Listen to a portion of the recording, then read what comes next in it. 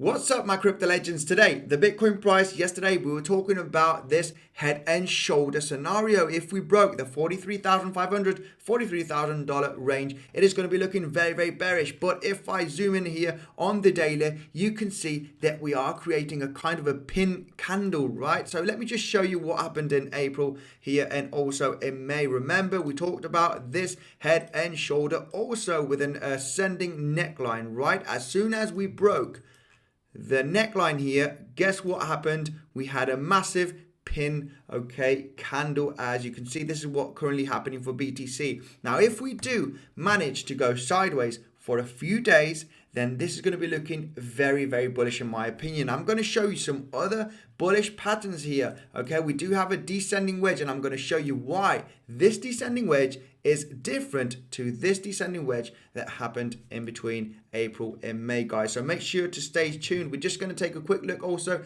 at the traditional stock markets because they did have a massive drop. Now they're having a nice recovery. Is this going to be a dead cat bounce? We'll be analyzing quickly the SP 500 in this episode. Remember, guys, if you are interested in trading PrimeXBT, you get 50% added to your deposit by using Bitcoinsensus 50 as the promotion code and my link in the description. Okay, you can trade the S&P 500, Dow Jones also by using Bitcoin as collateral, guys. You get 50% added on your deposit for bonus. Okay, said this, let's dive in straight into the video.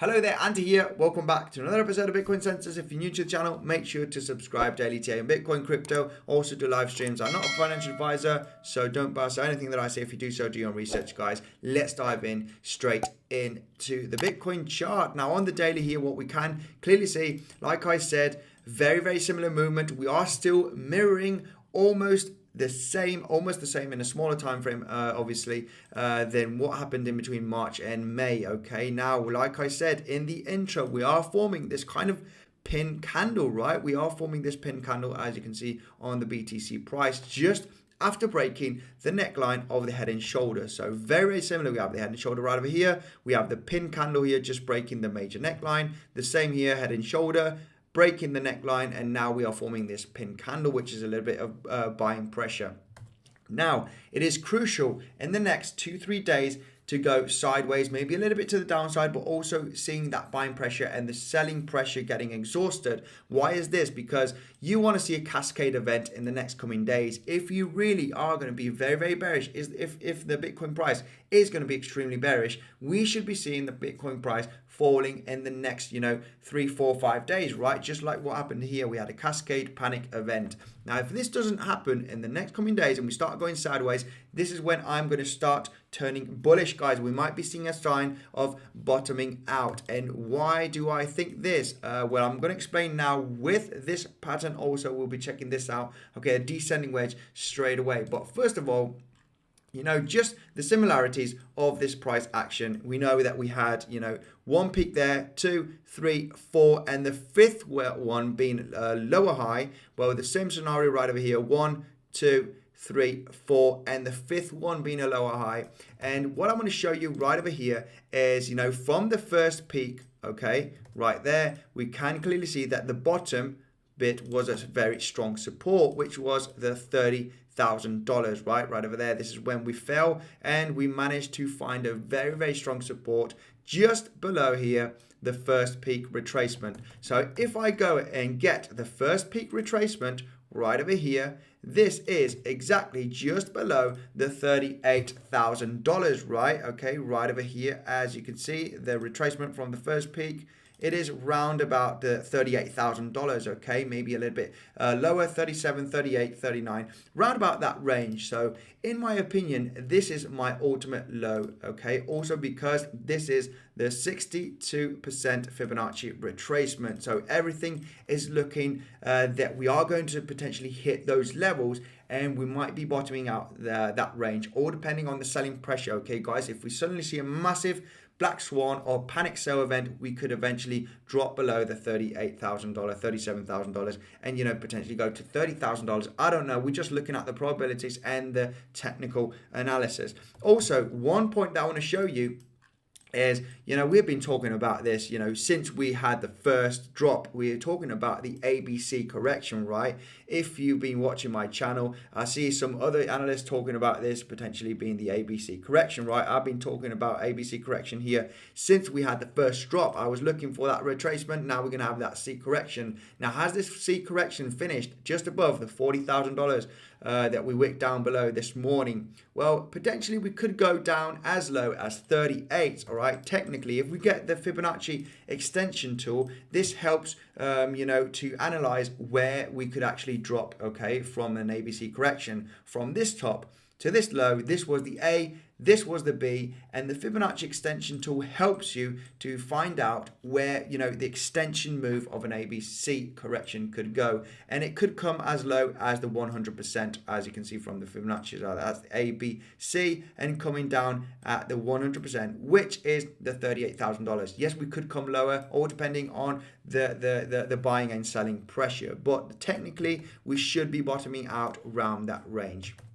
So that is also showing us we got the Fibonacci from the low here to the top, 62% levels, 38,000. Fibonacci extension for the ABC correction, $38,000. Now we also seen, in the past, very similar price action that happened here. Okay, like I showed you, the bottom bit from the first peak, bottom bit of the first peak is also $38,000. So $38,000 is going to be an ultimate, very, very strong support, okay, for the bears to break. I think it is going to be a major, major buy zone. I will be telling you on the channel, okay, if I'm placing any longs and how I'm going to play the market.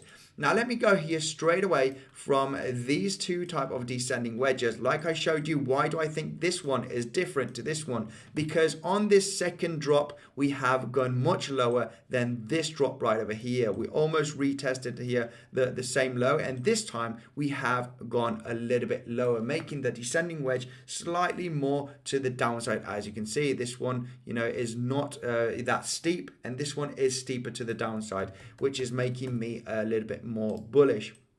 Now, if I zoom in also here, you can clearly see that we didn't even touch the peak here from the first one here at the bottom bit of the descending wedge support. As you can see, we didn't even manage to touch the first peak, and in this case we even went below the first peak, meaning that I think that there's a little bit of more power to the downside already on this descending wedge. So we are starting to make a little bit different movements than what we did right over here, and this is making me pretty bullish. I am looking for that potential reversal. No longs just yet, okay? No longing just yet. I am waiting for the price to bottom out. Now, if I zoom in here, we do know that a descending wedge is slightly bullish. There are two ways to look at this descending wedge here on the daily. You can actually use the close of the of the candles, okay? If we do not count the wicks, we could even have a descending wedge like this, right?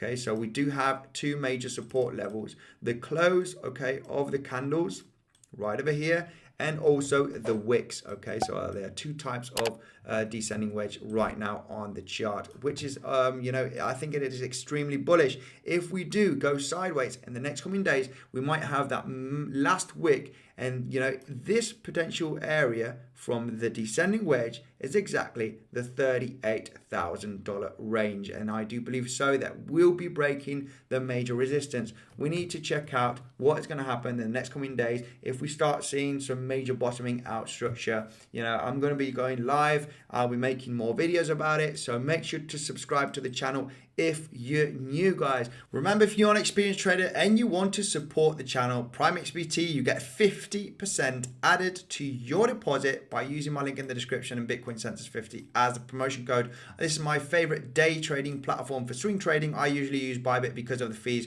You can get up to $600 worth of bonus by using my link in the description. I've got a tutorial of both other platforms down below in the description, guys. We're going to take a quick look at the SP 500 because traditional stocks were looking very, very bearish. A lot of people starting to panic, because we have Evergrande in China, the real estate group, absolutely collapsing. And this had, an effect on different traditional stocks.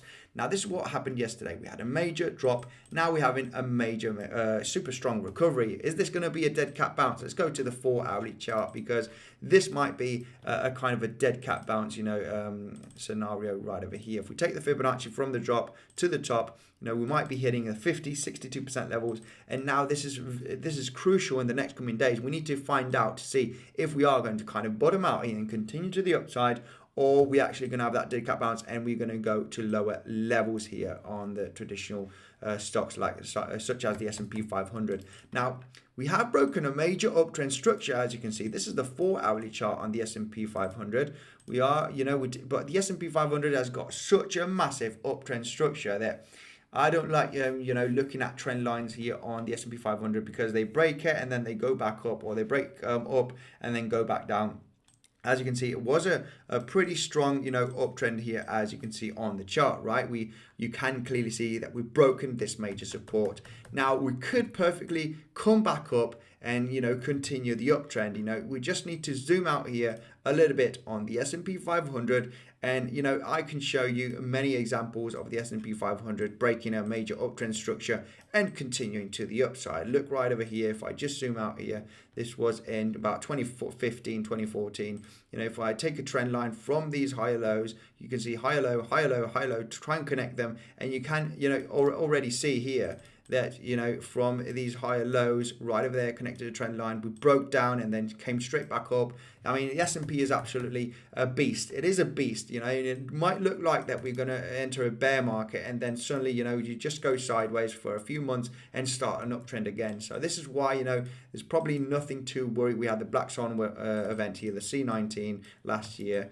So yeah, I mean, this doesn't mean anything in my opinion. If eventually the S&P 500 does go and has a massive drop, I think it will drag the Bitcoin price to much lower levels and not the 38K range. So this is what I got for today's episode, guys. Just a quick update on this. I think we need to find out in the next coming days if we're going to have that rollover, or we're going to start bottoming out and continue to the upside. Then this is going to be extremely bullish for BTC if we start seeing the S&P getting above at least the start of the sell-off from yesterday, right over here from the 17th of September. So if we start getting above this range, I think it is going to be looking pretty bullish. We might be getting again up in the trend for the S&P 500. Guys, this is going to be it for today's episode. Make sure to check out Bitcoinsensus website. The latest news and technical analysis. Latest news here is Binance to discontinue futures and options trading in Australia. So make sure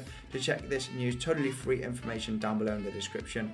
Guys, you got the tutorial of PrimeXBT and Bybit to learn how to trade on those platforms on the screen right now. Thank you guys, and I will see you in the next one.